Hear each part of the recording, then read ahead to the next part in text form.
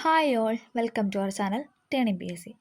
അപ്പം നമ്മൾ ഇന്നും ഡിസ്കസ് ചെയ്യാനായിട്ട് പോകുന്നത് ഒരു പ്രീവിയസ് ഇയർ ക്വസ്റ്റ്യൻ ആണ്. ഓക്കെ, 94/2024 ഒരു ക്വസ്റ്റ്യൻ ആണ്. ക്വസ്റ്റ്യൻ പേപ്പർ കോഡാണ് നമ്മളിന്ന് ഡിസ്കസ് ചെയ്യാനായിട്ട് പോകുന്നത്. ഫസ്റ്റ് ക്വസ്റ്റ്യൻ, താഴെ കൊടുത്തിരിക്കുന്നതിൽ ശരിയായ കാലഗണനാക്രമം ഏതാണെന്നാണ് ചോദിച്ചിരിക്കുന്നത്. ഓപ്ഷൻ ബി ആണ് ശരിയെന്ന് പറയുന്നത്. ആദ്യം ഏതാണ്? ചാന്നാർ ലഹള, ദെൻ മലബാർ കലാപം, അത് കഴിഞ്ഞ് വൈക്കം സത്യാഗ്രഹം, ദെൻ ക്ഷേത്രപ്രവേശന വിളംബരം. ഓപ്ഷൻ ബി ആണ് right answer. Okay, option B. അടുത്തത് ഒരു സ്റ്റേറ്റ്മെൻ്റ് ആണ്. നമുക്കൊന്ന് നോക്കാം. താഴെ കൊടുത്തിരിക്കുന്ന പ്രസ്താവനകൾ പരിശോധിച്ച് ശരിയായവ കണ്ടെത്തുക. ശരിയായതാണ് ചോദിച്ചിരിക്കുന്നത്. പ്രവർത്തിക്കുക അല്ലെങ്കിൽ മരിക്കുക എന്നത് ക്വിറ്റ് ഇന്ത്യ സമരത്തിലെ മുദ്രാവാക്യമാണ്. ജാലിയൻ വാലാബാഗ് ദുരന്തം നടന്ന 1921 ഏപ്രിൽ 13-നാണ്. 1948 ജനുവരി 20-ന് ഗാന്ധിജിയുടെ നേരെ ഒരു വധശ്രമം നടന്നു. രണ്ടാം വട്ടമേശ സമ്മേളനം 1931 സെപ്റ്റംബർ ലണ്ടനിൽ വെച്ച് നടന്നു. അപ്പോൾ ഇതിനകത്ത് ശരിയായതാണ് ചോദിച്ചിരിക്കുന്നത്. ഓപ്ഷൻ സി ആണ് റൈറ്റ് ആൻസർ എന്ന് പറയുന്നത് അല്ലേ. നമുക്കറിയാം ജാലിയൻ വാലാബാഗ് കൂട്ടക്കൊല നടന്ന 1919-ലാണ് അല്ലേ. അപ്പോൾ അതെന്ന് പറയുന്നതാണ് തെറ്റെന്ന് പറയുന്നത്. ബാക്കി 3 സ്റ്റേറ്റ്മെൻറ്റും ശരിയാണ്. പ്രവർത്തിക്കുക അല്ലെങ്കിൽ മരിക്കുക എന്നത് ക്വിറ്റ് ഇന്ത്യ സമരത്തിലെ മുദ്രാവാക്യമാണ്. 1948 ജനുവരി 20-ന് ഗാന്ധിജിയുടെ നേരെ ഒരു വധശ്രമം നടന്നു. രണ്ടാം വട്ടമേശ സമ്മേളനം 1931 സെപ്റ്റംബറിൽ ലണ്ടനിൽ വെച്ച് നടന്നു.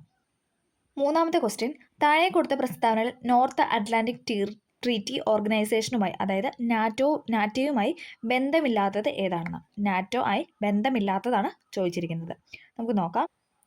1949-ലാണ് സ്ഥാപിതമായത്. ശരിയാണല്ലേ. 1949-ലാണ് എന്ന് പറഞ്ഞാൽ നാറ്റോ സ്ഥാപിതമായത്. അടുത്ത സ്റ്റേറ്റ്മെൻറ്റ്, ഇതിൻ്റെ ആസ്ഥാനം ജനീവയാണ്. അതെന്ന് പറയുന്നത് തെറ്റായ സ്റ്റേറ്റ്മെൻ്റ് ആണ്. തെറ്റായതാണ് ഇവിടെ ചോദിച്ചിരിക്കുന്നത്. അപ്പം രണ്ടാമത്തെ സ്റ്റേറ്റ്മെൻറ്റ് തെറ്റാണ്.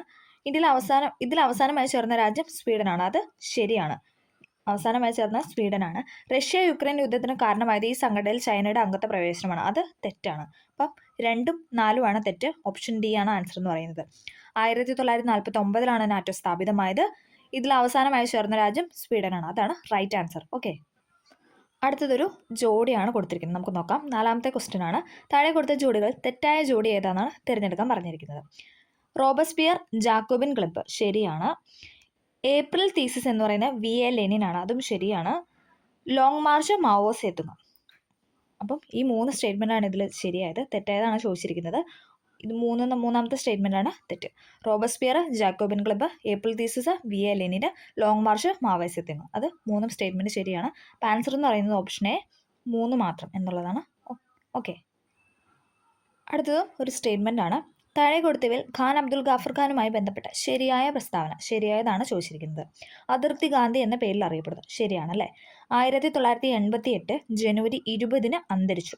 ശരിയാണ്. 1988 ജനുവരി 20-ന് അന്തരിച്ചു. 1987 അല്ലേ, അന്തരിക്കുന്നതിന് തൊട്ട് മുന്നത്തെ വർഷം എന്താണ്? ഭാരതരത്നം ലഭിച്ചു. 1987 അദ്ദേഹത്തിന് ഭാരതരത്നം ലഭിച്ചു. ഖുദായി ഖിദ്മത് ഖാർ എന്ന സംഘടന രൂപീകരിച്ചു. ഖുദായി ഖിദ്മത് ഖാർ എന്ന സംഘടന രൂപീകരിച്ചു. 4 സ്റ്റേറ്റ്മെൻറ്റ് എന്താണ്? ശരിയാണ്. ഓപ്ഷൻ ഡി എല്ലാം എന്നുള്ള ആൻസറാണ് ശരിയെന്ന് പറയുന്നത്. ഓക്കെ, അതിർത്തി ഗാന്ധി എന്ന പേരിൽ അറിയപ്പെടുന്നു. 1988 ജനുവരി 20-ന് അന്തരിച്ചു. 1987 ഭാരതരത്ന ലഭിച്ചു. ഖുദായി ഖിദ്മത് ഖാർ എന്ന സംഘടന രൂപീകരിച്ചു. ഈ 4 സ്റ്റേറ്റ്മെൻറ്റും ഖാൻ അബ്ദുൽ ഗാഫർ ഖാനുമായിട്ട് ശരിയായതാണ്, അഥവാ ബന്ധപ്പെട്ടതാണ്. അടുത്തത് 6ാമത്തെ ക്വസ്റ്റ്യൻ ആണ്. അത് ഒരു സ്റ്റേറ്റ്മെൻ്റ് ആണ്. സ്വാതന്ത്ര്യാനന്തരം സംസ്ഥാന പുനഃസംഘടനാ കമ്മീഷൻ രൂപീകരിച്ചു. നമുക്കറിയാം അല്ലേ, നമ്മളതൊക്കെ ഡീറ്റെയിൽ ആയിട്ട് പഠിച്ചതാണ്. ഇതുമായി ബന്ധപ്പെട്ട് താഴെ കൊടുത്ത പ്രസ്താവനയിൽ ശരി ഏതെന്നാണ് ചോദിച്ചിരിക്കുന്നത്. ഇവിടെയും ശരി ഏതെന്നാണ് ചോദിച്ചിരിക്കുന്നത്. നമുക്ക് സ്റ്റേറ്റ്മെൻറ്റ് നോക്കാം. ഇത് രൂപീകരിച്ചത് 1953-ലാണ്. സ്വാതന്ത്ര്യാനന്തരം സംസ്ഥാന പുനഃസംഘടനാ കമ്മീഷൻ രൂപീകരിച്ചത് 53-ലാണ്. ശരിയാണല്ലേ. 53-ലാണ് രൂപീകരിച്ചത്. ഫസൽ അലി, HN കുർച്ചു എന്നിവർ ഇതിലെ അംഗങ്ങളായിരുന്നു. ശരിയാണ്. 3 എന്ന് പറയുന്ന സ്റ്റേറ്റ്മെൻറ്റും ശരിയാണ്. ഈ കമ്മീഷന്റെ നിർദ്ദേശപ്രകാരം ആദ്യം രൂപീകരിച്ച സംസ്ഥാനം ആന്ധ്രാപ്രദേശ് ആണ് അല്ലേ. ആന്ധ്ര എന്ന് വന്നാലും ആന്ധ്രാപ്രദേശ് എന്ന് വന്നാലും രണ്ടും ശരിയാണ്. അപ്പം ഈ 3 സ്റ്റേറ്റ്മെൻറ്റാണ് ഇതിൽ ശരിയായതാണല്ലോ ചോദിച്ചിരിക്കുന്നത്. അപ്പം ഓപ്ഷൻ ഡി ആണ് ശരിയെന്ന് പറയുന്നത്. 1953-ലാണ് രൂപീകരിച്ചത്. ഫസൽ അലി, HN കുർച്ചു ഇതിൽ അംഗങ്ങളായിരുന്നു. ഈ കമ്മീഷൻ നിർദ്ദേശപ്രകാരം ആദ്യം രൂപീകരിച്ച സംസ്ഥാനം ആന്ധ്രാപ്രദേശാണ്. ഈ 3 സ്റ്റേറ്റ്മെൻറ്റാണ് ശരിയെന്ന് പറയുന്നത്. അടുത്തതും ഒരു സ്റ്റേറ്റ്മെൻ്റ് ആണ്. താഴെ പറയുന്നതിൽ തെറ്റായ പ്രസ്താവനയാണ് ചോദിച്ചിരിക്കുന്നത്. ഇവിടെ തെറ്റായതാണ് ചോദിച്ചിരിക്കുന്നത്. അന്തരീക്ഷത്തിന് ഏറ്റവും താഴത്തെ പാളി സ്ട്രാറ്റോസ്ഫിയർ ആണ്. തെറ്റാണല്ലേ. നൈട്രസ് ഓക്സൈഡ് ഒരു ഹരിതഗൃഹ വാതകമാണ്. അത് ശരിയാണല്ലേ. നൈട്രസ് ഓക്സൈഡ് ഒരു ഹരിതഗൃഹ വാതകമാണ്. ഗ്രാനൈറ്റ് ഒരു തരം അവസാദ ശിലയാണ്. അത് തെറ്റാണ്. അളകനന്ദ, ഭഗീരഥി എന്നീ നദികൾ ദേവപ്രയാഗിൽ വെച്ച് കൂടിച്ചേരുന്നു. അത് ശരിയാണ്. അപ്പോൾ ഇവിടെ തെറ്റായതാണ് ചോദിച്ചിരിക്കുന്നത്. 1ഉം 3ഉം സ്റ്റേറ്റ്മെൻ്റ് ആണ് തെറ്റെന്ന് പറയുന്നത്. അപ്പോൾ ഏഴിൻ്റെ ഉത്തരം ബി ആണ്. ശരിയായിട്ടുള്ള സ്റ്റേറ്റ്മെൻ്റ് ആണ് നൈട്രസ് ഓക്സൈഡ് ഒരു ഹരിതഗൃഹ വാതകമാണ്. അത് ശരിയാണ്. അളകനന്ദ, ഭഗീരഥി എന്നീ നദികൾ ദേവപ്രയാഗിൽ വെച്ച് കൂടിച്ചേർന്നു. ആ 2 സ്റ്റേറ്റ്മെൻറ്റും ശരിയാണ്.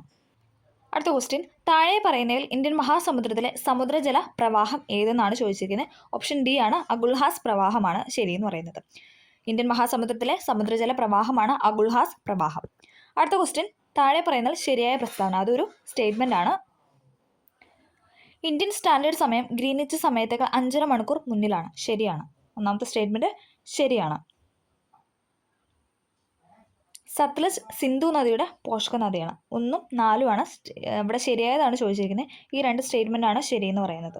1ഉം 4ഉം തെറ്റായ നമുക്ക് വായിക്കേണ്ട. ഓക്കെ. ഇന്ത്യൻ സ്റ്റാൻഡേർഡ് സമയം ഗ്രീനിച്ച് സമയത്തേക്കാൾ 5.5 മണിക്കൂർ മുന്നിലാണ്. സത്ലജ് എന്നത് സിന്ധു നദിയുടെ പോഷക നദിയാണ്. അടുത്ത ക്വസ്റ്റ്യൻ, ഉഷ്ണമേഖലാ ചുഴലിക്കാറ്റുകൾ അറ്റ്ലാന്റിക് മേഖലയിൽ എന്ത് പേരിലാണ് അറിയപ്പെടുന്നത്? ഉഷ്ണമേഖലാ ചുഴലിക്കാറ്റുകൾ അറ്റ്ലാന്റിക് മേഖലയിൽ എന്ത് പേരിൽ അറിയപ്പെടുന്നു? ഹരിക്കെയിൻ എന്നാണ്.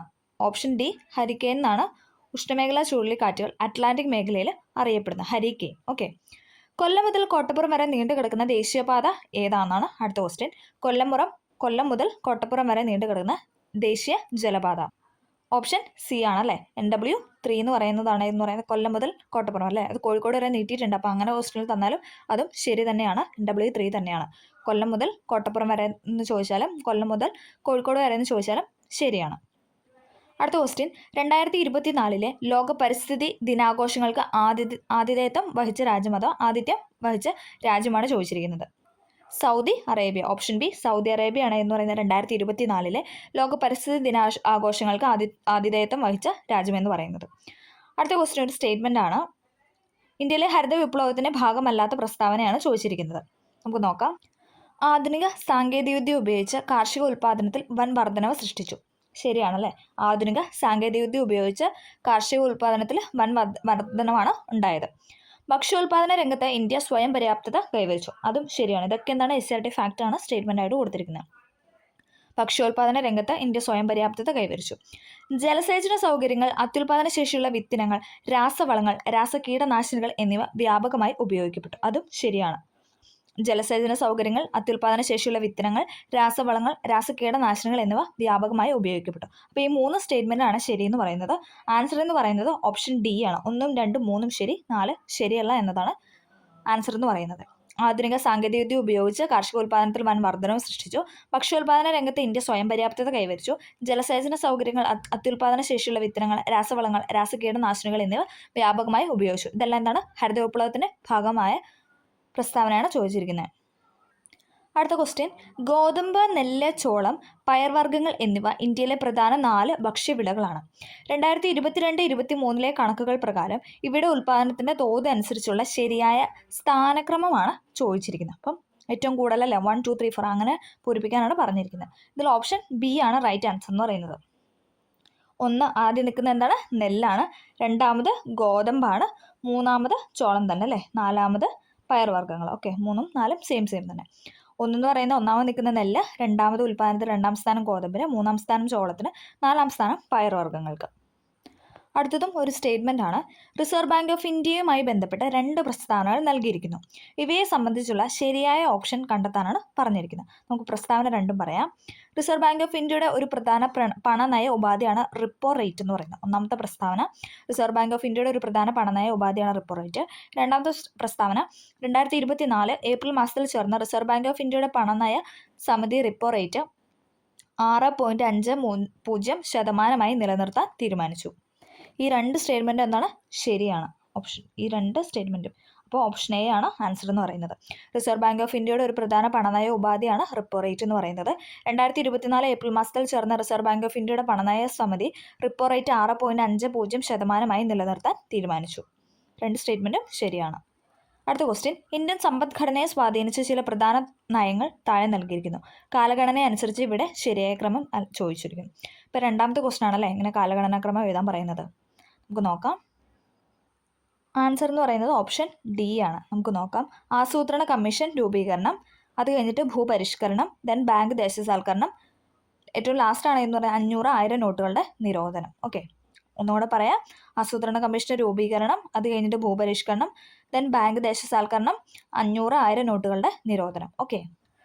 അടുത്ത ക്വസ്റ്റ്യൻ, നൽകിയിരിക്കുന്ന പ്രസ്താവനകൾ ശ്രദ്ധിച്ച് ശരിയായ ഓപ്ഷൻ തിരഞ്ഞെടുക്കുക. നമുക്ക് നോക്കാം. സാമ്പത്തിക വളർച്ച കൈവരിക്കുക എന്നത് പഞ്ചവത്സര പദ്ധതികളുടെ പ്രധാന ലക്ഷ്യങ്ങളിൽ ഒന്നായിരുന്നു. രാഷ്ട്രത്തിന്റെ സാമ്പത്തിക വളർച്ചയ്ക്ക് അടിത്തറ പാകിയും ത്വരിതപ്പെടുത്തിയതുമായ നിരവധി പദ്ധതികൾ 12 പഞ്ചവത്സര പദ്ധതികളോട് രാജ്യത്ത് നടപ്പിലാക്കി.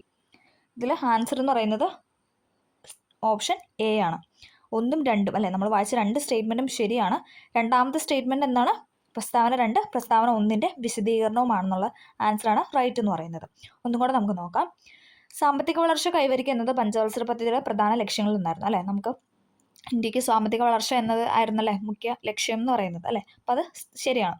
അടുത്ത സ്റ്റേറ്റ്മെൻറ്റ്, രാഷ്ട്രത്തിൻ്റെ സാമ്പത്തിക വളർച്ചയ്ക്ക് അടിത്തറ പാകിയും ത്വരിതപ്പെടുത്തിയതുമായ നിരവധി പദ്ധതികൾ 12 പഞ്ചവത്സര പദ്ധതികളോട് രാജ്യത്ത് നടപ്പിലാക്കി അല്ലേ. അപ്പോൾ അതിലൊരു കാര്യമാണ് എന്ന് പറഞ്ഞാൽ സാമ്പത്തിക വളർച്ച. അപ്പോൾ അതിൽ ഉൾപ്പെടുന്നതായതുകൊണ്ടാണ് എന്ന് പറയുന്നത് രണ്ടാമത്തെ പ്രസ്താവന 1ൻ്റെ വിശദീകരണമാണെന്ന് പറഞ്ഞു വെച്ചത്. നമുക്കടുത്ത ക്വസ്റ്റ്യൻ നോക്കാം. ഓക്കെ. നീതി ആയോഗിൻ്റെ ചില സംരംഭങ്ങളും അവയുടെ ലക്ഷ്യങ്ങളും താഴെ നൽകിയിരിക്കുന്നു. ഓരോ സംരംഭത്തിൻ്റെയും ലക്ഷ്യത്തെ സൂചിപ്പിക്കുന്ന ഓപ്ഷൻ തിരഞ്ഞെടുക്കാനാണ് പറഞ്ഞിരിക്കുന്നത്. ഇതിൽ ആൻസർ എന്ന് പറയുന്നത് ഓപ്ഷൻ ബി ആണ്. ഓപ്ഷൻ സി, ബി അല്ല സി ആണ്. നമുക്ക് നോക്കാം.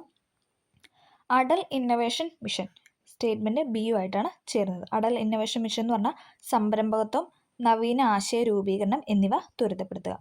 അടൽ ഇന്നൊവേഷൻ മിഷൻ്റെ ലക്ഷ്യം എന്ന് പറയുന്നത് സംരംഭകത്വം, നവീന ആശയ രൂപീകരണം എന്നിവ ത്വരിതപ്പെടുത്തുക. രണ്ടാമത്തെ സ്റ്റേറ്റ്മെൻറ്റാണ് മെഥനോൾ സമ്പദ്ഘടന. അതിൻ്റെ ആൻസർ എന്ന് പറയുന്നത് എണ്ണ ഇറക്കുമതി ബില്ല് അല്ലേ. മെഥനോൾ എന്നൊക്കെ പറയുമ്പോൾ നമുക്കൊരു ലിക്വിഡ് ആ ഒരു ഇത് വെച്ചിട്ട് കണക്ട് ചെയ്യും. എണ്ണ ഇറക്കുമതി ബില്ല് കുറയ്ക്കുക. അടുത്താണ് സഹകരണ ഫെഡറലിസം, സംസ്ഥാനങ്ങളുടെ പ്രവർത്തനങ്ങൾ ഏകോപിപ്പിക്കുക. ഫെഡറലിസം എന്ന് പറയുമ്പോൾ നമുക്കറിയാം അല്ലേ, കേന്ദ്രമുണ്ട് സ്റ്റേറ്റുണ്ട്. ഇതൊക്കെ നമ്മൾ കോൺസ്റ്റിറ്റ്യൂഷണൽ ക്ലാസ്സിൽ പറഞ്ഞാണല്ലേ.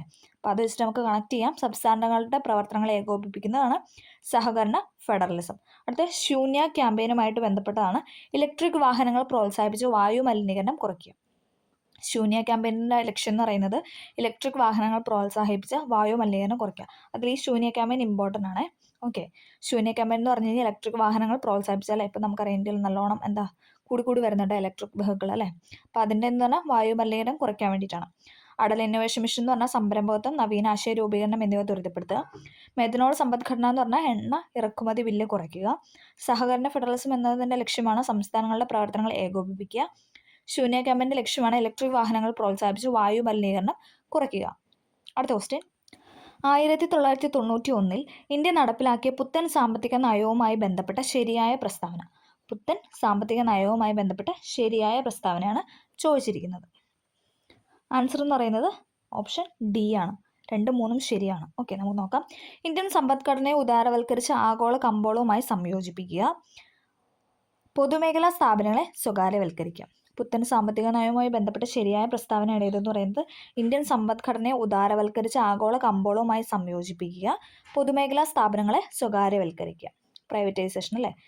ഇന്ത്യൻ സമ്പദ്ഘടനയെ ഉദാരവൽക്കരിച്ച് ആഗോള കമ്പോളവുമായി സംയോജിപ്പിക്കുക, പൊതുമേഖലാ സ്ഥാപനങ്ങളെ സ്വകാര്യവൽക്കരിക്കുക. ഇത് രണ്ടുമാണ് എന്ന് പറയാം പുത്തൻ സാമ്പത്തിക നയവുമായി 1991 പുത്തൻ സാമ്പത്തിക നയവുമായി ബന്ധപ്പെട്ട പ്രസ്താവന എന്ന് പറയുന്നത്.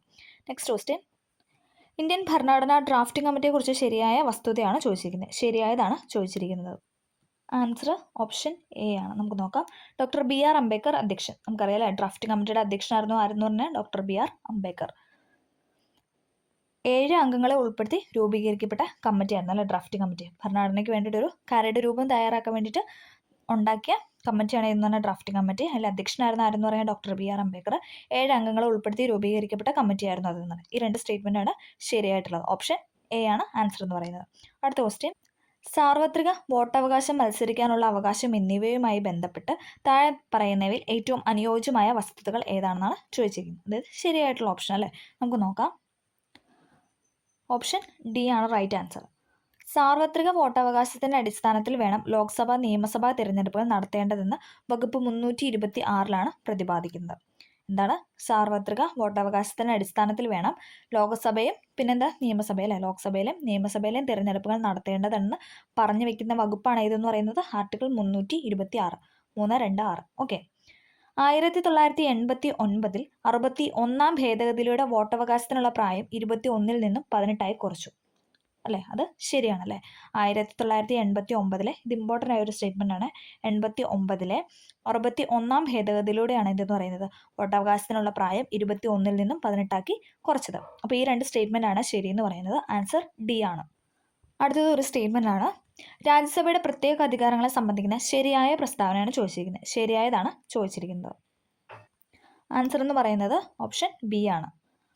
സംസ്ഥാനങ്ങളെ ബാധിക്കുന്ന എല്ലാ പ്രശ്നങ്ങളും രാജ്യസഭയുടെ അംഗീകാരത്തിനും പരിഗണനയ്ക്കും വിടണം. അത് ശരിയാണ് അല്ലേ? സംസ്ഥാനങ്ങളുടെ കൗൺസിൽ എന്നാണ് അല്ലേ രാജ്യസഭ അറിയപ്പെടുന്നത്. ഇതൊക്കെ നമ്മൾ കോൺസ്റ്റിറ്റ്യൂഷൻ ക്ലാസ്സിൽ പറഞ്ഞു വെച്ചതാണ് അല്ലേ? അപ്പോൾ സംസ്ഥാനങ്ങളെ ബാധിക്കുന്ന എല്ലാ പ്രശ്നങ്ങളും എന്താണ്? രാജ്യസഭയുടെ അംഗീകാരത്തിനും പരിഗണനയ്ക്കും വിടണം. ആ സ്റ്റേറ്റ്മെൻറ്റ് ശരിയാണ്. സംസ്ഥാന പട്ടികയിലെ വിഷയങ്ങൾ രാജ്യത്തിന്റെ പൊതു താല്പര്യം പരിഗണിച്ച് യൂണിയൻ ലിസ്റ്റിലോ കൺകറന്റ് ലിസ്റ്റിലോ മാറ്റണമെങ്കിൽ അതിന് രാജ്യസഭയുടെ അംഗീകാരം വേണം. അതും ശരിയാണ്. സംസ്ഥാന പട്ടികയിലെ വിഷയങ്ങൾ രാജ്യത്തിന്റെ പൊതു താല്പര്യം പരിഗണിച്ച് യൂണിയൻ ലിസ്റ്റിലോ കൺകറന്റ് ലിസ്റ്റിലോ മാറ്റണമെങ്കിൽ അതിന് രാജ്യസഭയുടെ അംഗീകാരം ആവശ്യമാണ്. ഈ 2 സ്റ്റേറ്റ്മെൻ്റ് ആണ് ശരിയെന്ന് പറയുന്നത്. ഓപ്ഷൻ ബി ആണ് റൈറ്റ് ആൻസർ. അടുത്ത ക്വസ്റ്റ്യൻ, ദേശീയ മനുഷ്യാവകാശ കമ്മീഷന്റെ ഘടനയെക്കുറിച്ചുള്ള ഉചിതമായ പ്രസ്താവന തിരഞ്ഞെടുക്കാനാണ് പറഞ്ഞത്. ഓപ്ഷൻ എ ആണ് റൈറ്റ്. 1, 2, 4. മുൻ സുപ്രീം കോടതി ചീഫ് ജസ്റ്റിസ് ആണ് ചെയർമാൻ അല്ലേ? ദേശീയ മനുഷ്യാവകാശ കമ്മീഷന്റെ ചെയർമാൻ ആവാനുള്ള യോഗ്യത എന്ന് പറയുന്നത് സുപ്രീം കോടതിയെ ചീഫ് ജസ്റ്റിസ്. മുൻ സുപ്രീം കോടതി ജഡ്ജി, മുൻ ഹൈക്കോടതി ചീഫ് ജസ്റ്റിസ് അംഗങ്ങളായി വരുന്നു അല്ലേ? സുപ്രീം കോടതിയിലെ ജഡ്ജിയും പിന്നെന്താണ് മുൻ ഹൈക്കോടതിയിലെ ചീഫ് ജസ്റ്റിസ് ഒക്കെ എന്താണ് ദേശീയ മനുഷ്യാവകാശ കമ്മീഷനിലെ അംഗങ്ങളായിട്ട് വരുന്നുണ്ട്. അതും ശരിയാണ്. അപ്പം ഈ 2 സ്റ്റേറ്റ്മെൻറ്റ് ശരിയാണ്. മുൻ ഹൈക്കോടതി ജഡ്ജിമാരായിട്ടുള്ള 2 പേർ എക്സ് ഒഫീഷ്യോ അംഗങ്ങളായി വരുന്നു. അത് തെറ്റാണ്. മനുഷ്യാവകാശങ്ങളെ സംബന്ധിച്ചുള്ള വിഷയങ്ങളിൽ അറിവും പ്രായോഗിക പരിചയമുള്ള 2 പേർ അംഗങ്ങളായി വരുന്നു. അത് ശരിയാണ് അല്ലേ? മനുഷ്യാവകാശങ്ങളെ സംബന്ധിച്ചുള്ള വിഷയങ്ങൾ അറിവും പിന്നെ എന്താണ് അതിനെക്കുറിച്ച് പ്രായോഗിക പരിചയമുള്ള അല്ലേ അതിനെക്കുറിച്ച് കൂടുതൽ വിവരങ്ങൾ അറിയാവുന്നവർ 2 അംഗങ്ങളും എന്താണ് ദേശീയ മനുഷ്യാവകാശ കമ്മീഷൻ്റെ ഇതിൽ വരുന്ന അംഗങ്ങളിൽ പെടുന്നവരാണ്. മുൻ സുപ്രീം കോടതി ചീഫ് ജസ്റ്റിസ് ആയിരിക്കും ചെയർമാൻ എന്ന് പറയുന്നത്. സുപ്രീം കോടതി ജഡ്ജി അല്ലെങ്കിൽ മുൻ ഹൈക്കോടതി ചീഫ് ജസ്റ്റിസ് എന്താണ് അംഗങ്ങളാണ്. അതോടൊപ്പം മനുഷ്യാവകാശത്തെ സംബന്ധിച്ചുള്ള വിഷയങ്ങളിൽ അറിവും പ്രായോഗിക പരിചയമുള്ള 2 പേരും ഇതിൽ അംഗങ്ങളായിരിക്കും. ഈ 3 സ്റ്റേറ്റ്മെൻ്റ് ആണ് ശരിയെന്ന് പറയുന്നത്. നെക്സ്റ്റ് ക്വസ്റ്റ്യൻ, ഇപ്പോഴത്തെ കേന്ദ്ര യുവജനകാര്യ കായിക വകുപ്പ് കൈകാര്യം ചെയ്യുന്നത് ആര്? ഇപ്പോഴത്തെ കേന്ദ്ര യുവജനകാര്യ കായിക വകുപ്പ് കൈകാര്യം ചെയ്യുന്നത് ആര്? മൻസുഖ് മാണ്ഡവ്യ. ഓപ്ഷൻ എ, അതായത് 1 എന്ന് പറയുന്ന സ്റ്റേറ്റ്മെൻ്റ് ആണ് ശരിയെന്ന് പറയുന്നത്. സി എന്ന് പറയുന്നതാണ് റൈറ്റ് ആൻസർ. മൻസുഖ് മാണ്ഡവ്യാണ് കേന്ദ്ര യുവജനകാര്യ കായിക വകുപ്പ് കൈകാര്യം ചെയ്യുന്നത്. യുവജനകാര്യ കായിക വകുപ്പ് കൈകാര്യം ചെയ്യുന്ന ഇപ്പോഴത്തെ കേന്ദ്രമന്ത്രിയാണ് മൻസുഖ് മാണ്ഡവ്യ. നെക്സ്റ്റ് ക്വസ്റ്റ്യൻ, ഇന്ത്യയുടെ രാഷ്ട്രപതിയെ ദ്രൗപദി മുർമുവിനെ സംബന്ധിക്കുന്ന ശരിയായ പ്രസ്താവന. ഇന്ത്യയുടെ രാഷ്ട്രപതിയായ ദ്രൗപദി മുർമുവിനെ സംബന്ധിക്കുന്ന ശരിയായ പ്രസ്താവനയാണ് ചോദിച്ചിരിക്കുന്നത്. 1, 3 ആണ് ശരിയായിട്ടുള്ളത്. 15ാമത്തെ പ്രസിഡന്റ് ആണ്. ശരിയാണ്. ഇത് നമ്മൾ കറക്റ്റ് പഠിക്കുന്നത്. 15 14 ഒരു ഡൗട്ട് വരാതെ 15ാമത്തെ പ്രസിഡന്റ് ആണ് ആരെന്ന് പറയുന്നത് ദ്രൗപദി മുർമു. അതോടൊപ്പം 2015 മുതൽ 2021 വരെ ജാർഖണ്ഡ് ഗവർണറായി സേവനമനുഷ്ഠിച്ചു. അതും ശരിയാണ്. 2015 മുതൽ 2021 വരെ ജാർഖണ്ഡിലെ ഗവർണറായിരുന്നു ആരെന്ന് പറയുന്നത് ദ്രൗപദി മുർമു. 15ാമത്തെ പ്രസിഡന്റ് ആണ്. 2015 മുതൽ 2021 വരെ ജാർഖണ്ഡ് ഗവർണറായിട്ട് സേവനമനുഷ്ഠിച്ചിട്ടുണ്ട്. അടുത്ത ക്വസ്റ്റ്യൻ, 2023 ഇന്ത്യൻ റിപ്പബ്ലിക് ദിനാഘോഷത്തിൽ മുഖ്യ അതിഥിയായിരുന്ന അബ്ദുൾ ഫത്താഹ് അൽ സിസി ഏത് രാജ്യത്തിൻ്റെ പ്രസിഡന്റ് ആണെന്നാണ് ചോദിച്ചിരിക്കുന്നത്. അറബ് റിപ്പബ്ലിക് ഓഫ് ഈജിപ്റ്റ് അല്ലേ? ഈജിപ്ഷ്യൻ പ്രസിഡന്റ് ആയിരുന്നു ആരെന്ന് പറയുന്നത് അബ്ദുൾ ഫത്താഹ് അൽ സിസി എന്ന് പറയുന്നത്. 2023 ഇന്ത്യൻ റിപ്പബ്ലിക് ദിനാഘോഷത്തിന് അതിഥിയായിരുന്നു. അപ്പോൾ ഓപ്ഷൻ ഡി ആണ് ശരി എന്ന് പറയുന്നത്. Arab republic of Egypt, Egyptian president ആയിരുന്നു അദ്ദേഹം എന്ന് പറയുന്നത് അൽ ഫത്താഹ് അൽ സിസി. ഓക്കെ, അടുത്ത സ്റ്റേറ്റ്മെന്റ്, സ്നേഹ സാന്ത്വനം പദ്ധതി ആർക്കാണ് നൽകി വരുന്നത്? അടുത്ത ക്വസ്റ്റ്യൻ ആണ്, സ്നേഹ സാന്ത്വനം പദ്ധതി ആർക്കാണ് നൽകി വരുന്നത്? സംസ്ഥാന എൻഡോസൾഫാൻ ഇരകൾക്കുള്ള പ്രതിമാസ ധനസഹായമാണ് ഇതെന്ന് പറഞ്ഞാൽ സ്നേഹ സാന്ത്വനം. സംസ്ഥാന എൻഡോസൾഫാൻ ഇരകൾക്കുള്ള പ്രതിമാസ ധനസഹായമാണ് സ്നേഹ സാന്ത്വനം. അത് ഇമ്പോർട്ടൻ്റ് ആണ്, പഠിക്കണം. സ്നേഹ സാന്ത്വനവുമായി ബന്ധപ്പെട്ടാണ് സംസ്ഥാനത്തെ എൻഡോസൾഫാൻ ഇരകൾക്കുള്ള പ്രതിമാസ ധനസഹായം. അടുത്തത് ഒരു സ്റ്റേറ്റ്മെൻ്റ് ആണ് നോക്കാം. 2012 പോക്സോ നിയമവുമായി ബന്ധപ്പെട്ട് താഴെ പറയുന്ന പ്രസ്താവനയിൽ ഏറ്റവും യോജിക്കുന്ന പ്രസ്താവന തിരഞ്ഞെടുക്കാനാണ് പറഞ്ഞിരിക്കുന്നത്. നോക്കാം. ഓപ്ഷൻ സി ആണ് റൈറ്റ് ആൻസർ. പോക്സോ നിയമം വകുപ്പ് 28 അനുസരിച്ച് ഓരോ ജില്ലയിലും ശിശു സൗഹാർദ്ദത്തിന് പ്രാധാന്യം നൽകി പ്രത്യേക കോടതി സ്ഥാപിക്കണം. പോക്സോ നിയമം വകുപ്പ് 28 അനുസരിച്ച് ഓരോ ജില്ലയിലും ശിശു സൗഹാർദ്ദത്തിന് പ്രാധാന്യം നൽകി പ്രത്യേക കോടതി സ്ഥാപിക്കണം. അത് ശരിയാണ്. പോക്സോ നിയമത്തിലെ 27 വകുപ്പ് ലൈംഗിക കുറ്റകൃത്യങ്ങൾക്ക് വിധേയരാകുന്ന കുട്ടികളെ അടിയന്തര വൈദ്യ പരിശോധനയ്ക്ക് വിധേയരാക്കണം എന്നതാണ് പറഞ്ഞു വെക്കുന്നത്. 27ാം വകുപ്പ് പറയുന്നത് എന്താണ്? ലൈംഗിക കുറ്റകൃത്യങ്ങൾക്ക് വിധേയരാകുന്ന കുട്ടികളെ അടിയന്തര വൈദ്യപരിശോധനയ്ക്ക് വിധേയരാക്കണം. പോക്സോ കേസുകളിൽ കുട്ടിയുടെ മൊഴി എടുക്കുമ്പോൾ പോലീസ് ഓഫീസർ ഔദ്യോഗിക വേഷത്തിൽ ആകരുത്. അത് ശരിയാണ് അല്ലേ? അവർ ഒഫീഷ്യൽ ആയിട്ടുള്ള യൂണിഫോമിൽ അവർ വരാൻ പാടില്ല. പോക്സോ കേസുകളിൽ കുട്ടിയുടെ മൊഴി എടുക്കുമ്പോൾ പോലീസ് ഓഫീസർ ഔദ്യോഗിക വേഷത്തിലാകരുത്. പോക്സോ നിയമം വകുപ്പ് 28 അനുസരിച്ച് ഓരോ ജില്ലയിലും ശിശു സൗഹാർദ്ദത്തിന് പ്രാധാന്യം നൽകി പ്രത്യേക കോടതി സ്ഥാപിക്കണം. പോക്സോ നിയമത്തിലെ 27-ാം വകുപ്പ് ലൈംഗിക കുറ്റകൃത്യങ്ങൾക്ക് വിധേയരാകുന്ന കുട്ടികളെ അടിയന്തര വൈദ്യ പരിശോധനയ്ക്ക് വിധേയരാക്കണമെന്നാണ് പറഞ്ഞു വയ്ക്കുന്നത്. അപ്പം ഓപ്ഷൻ സി ആണ് 1, 2, 3 സ്റ്റേറ്റ്മെൻറ്റ് ശരിയാണ്. അടുത്തതൊരു സ്റ്റേറ്റ്മെൻ്റ് ആണ്. വാത്സല്യ നിധി പദ്ധതിയെ സംബന്ധിക്കുന്ന ഏറ്റവും യോജിക്കുന്ന പ്രസ്താവന. വാത്സല്യ നിധി എന്ന പദ്ധതി നമുക്ക് നോക്കാം. ഓപ്ഷൻ ഡി 1, 3 ആണ് ശരി. പട്ടികജാതി വിഭാഗങ്ങളിൽ ഉൾപ്പെട്ട പെൺകുട്ടികളുടെ സമഗ്ര വികസനത്തിനായി 1 ലക്ഷം വരെ വരുമാന പരിധിയുള്ള മാതാപിതാക്കളുടെ പെൺകുട്ടികൾക്ക് നൽകുന്ന ഇൻഷുറൻസ് അധിഷ്ഠിത സമഗ്ര പദ്ധതിയാണ് എന്ന് പറഞ്ഞ വാത്സല്യ നിധി പദ്ധതി. ഇമ്പോർട്ടൻ്റ് ആണ്. പട്ടികജാതി വിഭാഗങ്ങളിൽ ഉൾപ്പെട്ട പെൺകുട്ടികളുടെ സമഗ്ര വികസനത്തിനായി 1 ലക്ഷം വരെ വരുമാന പരിധിയുള്ള മാതാപിതാക്കളുടെ പെൺകുട്ടികൾക്ക് നൽകുന്ന ഇൻഷുറൻസ് അധിഷ്ഠിത സമഗ്ര പദ്ധതിയാണ് വാത്സല്യ നിധി. പട്ടികജാതി വകുപ്പും ലൈഫ് ഇൻഷുറൻസ് കോർപ്പറേഷൻ ഓഫ് ഇന്ത്യയും ചേർന്ന് സംയുക്തമായി നടപ്പിലാക്കുന്ന പദ്ധതിയാണ് എന്ന് പറയുന്ന വാത്സല്യ നിധി പദ്ധതി. പട്ടികജാതി വകുപ്പും ലൈഫ് ഇൻഷുറൻസ് കോർപ്പറേഷൻ ഓഫ് ഇന്ത്യയും ചേർന്ന് സംയുക്തമായി നടപ്പിലാക്കുന്ന പദ്ധതിയാണ് ഇതെന്ന് പറയുന്നത് വാത്സല്യ നിധി പദ്ധതി. അപ്പോൾ ആ 2 സ്റ്റേറ്റ്മെൻറ്റും പഠിക്കാം. അടുത്തതും ഒരു സ്റ്റേറ്റ്മെൻ്റ് ആണ് വിദ്യാജ്യോതി പദ്ധതി. ഇപ്പോൾ നമ്മൾ പറഞ്ഞ വാത്സല്യ നിധി പദ്ധതിയാണ്. ഇനി അടുത്താണ് വിദ്യാജ്യോതി പദ്ധതി. പദ്ധതിയുടെ ഇമ്പോർട്ടൻസ് മനസ്സിലായല്ലോ അല്ലേ? കുറേ അല്ലേ 2-3 ക്വസ്റ്റ്യൻ ആയല്ലേ പദ്ധതിയായിട്ട് ബന്ധപ്പെട്ട് ചോദിക്കുന്നു. നമുക്ക് നോക്കാം. വിദ്യാജ്യോതി പദ്ധതിയുമായി ബന്ധപ്പെട്ട് താഴെ പറയുന്നതിൽ ഏറ്റവും അനുയോജ്യമായത് ഏതാണ്? ഓപ്ഷൻ ബി ആണ് റൈറ്റ് ആൻസർ. 1ഉം 2ഉം ശരി. കേരള സാമൂഹ്യനീതി വകുപ്പ് സാമൂഹ്യ സുരക്ഷാ മിഷൻ മുഖേന നടപ്പിലാക്കിയത്. കേരള സാമൂഹ്യനീതി വകുപ്പ് സാമൂഹ്യ സുരക്ഷാ മിഷൻ മുഖേന നടപ്പിലാക്കുന്നതാണ് വിദ്യാജ്യോതി പദ്ധതി.